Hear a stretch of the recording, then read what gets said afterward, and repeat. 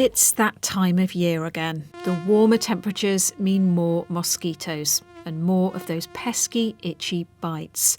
So what's the best way to avoid being bitten? How can you ease that itch? And are some people more tasty than others?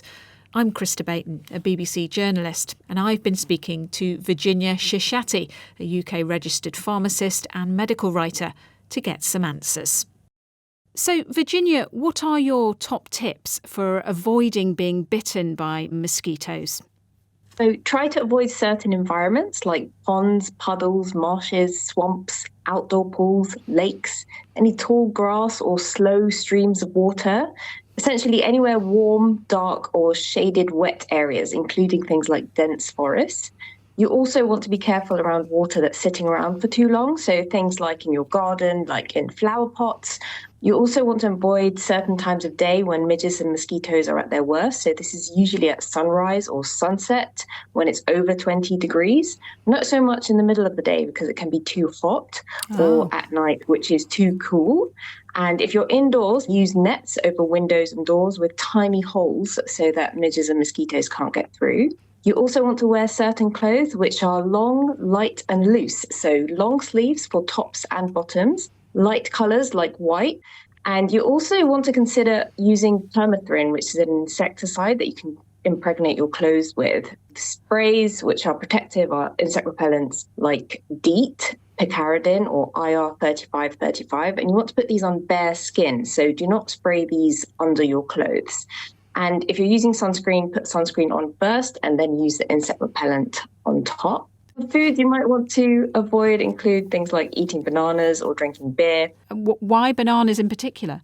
So bananas, when you eat them, there's some evidence that they might cause your skin to produce something that then produces an odour that attracts mosquitoes. Even a small amount of beer can cause you, again, to produce a certain odour. Eating garlic or popping vitamin B tablets does not stop mosquito bites, so save your money. So if you're using a fan, switch them on and keep them close to you. This helps to disperse carbon dioxide, so it's difficult for mosquitoes to find you. And also the wind from the fan makes it harder for them to fly near you and bite you. And also, if you want, you can have a shower to help get rid of sweat, because sweat contains lactic acid and ammonia, which can attract mosquitoes. Most people know how irritating, itchy and sometimes painful mosquito bites can be. So do you have any advice on how to deal with them?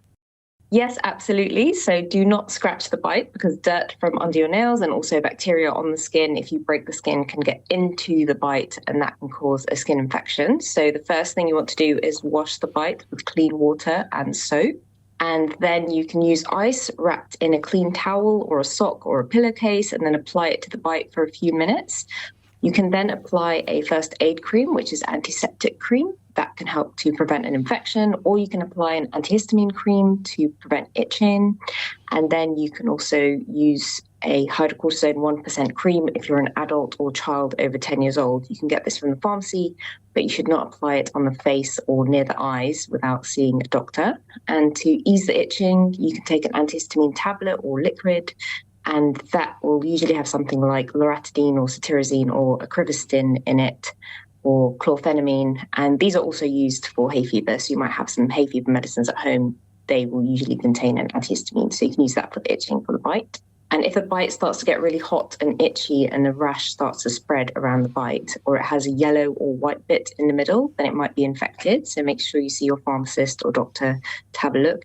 There are also electric pulse devices, which might work for some people, but you should definitely not use them if you have a pacemaker or any other type of electric device implanted in your body. The jury is out on this one, but the theory is that the electric pulses essentially confuse the nerve endings, so they distract from the itching and pain sensation of the bite. And some mosquitoes can carry disease, can't they?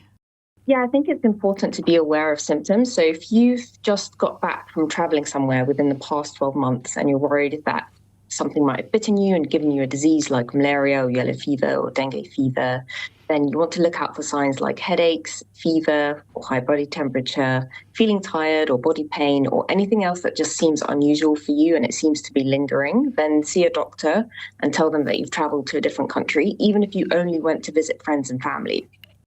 It always feels like some people are bitten more than others. Is there any truth in that?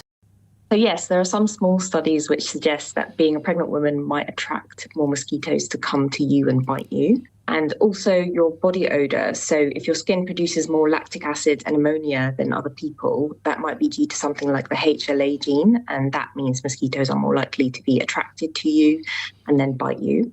Some people think that being a blood type O is more likely to get you bitten, but actually mosquitoes are more attracted to carbon dioxide and body odour, and they don't really know your blood type until they bite you. So that one's a bit of a myth. Well, thanks, Virginia, for helping us work out the fact from the fiction.